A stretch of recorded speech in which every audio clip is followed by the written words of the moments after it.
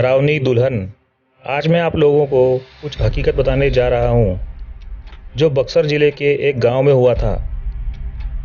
वहाँ पर एक परिवार था जिसमें रौनक नाम का लड़का अपने माँ बाप एवं भाई बहन के साथ रहता था। रौनक 20 साल का जब हो गया तो उसको देखने के लिए लड़की वाले आने लगे।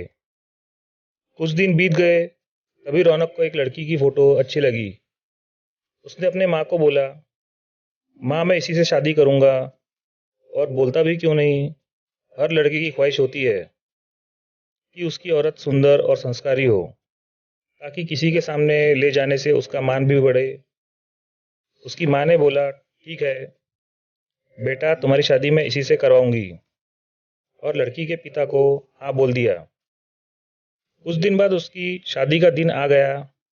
वह बहुत खुश था क्योंकि उसकी हल्दी मेहंदी और संगीत से घर में खुशी छाई हुई थी। सारे मेहमानों से उसका घर भर गया था। वह मन ही मन सोच रहा था कि मैं अपनी औरत को बाहर घुमाने ले जाऊंगा और दोस्तों के साथ खूब बातें भी करूंगा कि देखो मेरी औरत लाखों में एक है। उसके मन ही मन लड्डू फूट रहे थे और उस दिन का इंतजार भी खत्म हो गया, क्योंकि उस दिन उसकी शादी जो हो रही थी। गांव वाले भी धूमधाम से बारात लेकर लड़की के घर पहुंचे। दोनों की शादी भी हो गई। जब सुबह विदाई हुई तो उस समय लड़की की डोली में अकेले ही ससुराल लाया जाता था।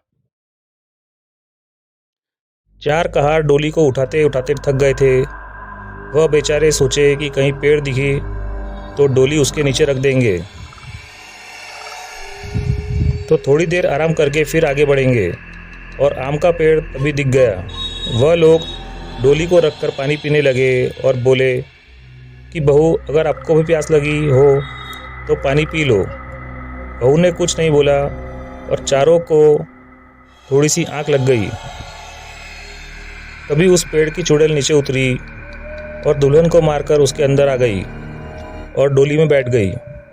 क्योंकि दोपहर का समय था, थोड़ी देर बाद वह अपने ससुराल आ गई। थोड़ी देर बाद जब रात हुई तो रौनक अपने कमरे में आ गया। जब वह अपने बिस्तर पर बैठकर दुल्हन से बातें कर रहा था, तभी उसे जोर से प्यास लगी।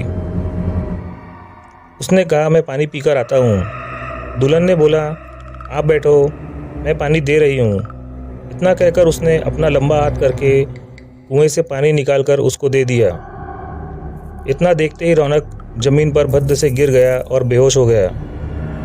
थोड़ी देर बाद जब उसे होश आया तो उसने अपने सामने घूंघट में छुपी चुड़ैल को देख लिया और भागने की कोशिश करने लगा। तभी उस चुड़ैल ने बोला, आप भागो मत, मैं आपको मारूंगी नहीं और अब मैं आपके साथ रहूंगी भी नहीं तो आप जीवित नहीं रहोगे, क्योंकि आपने हमारा चेहरा देख लिया।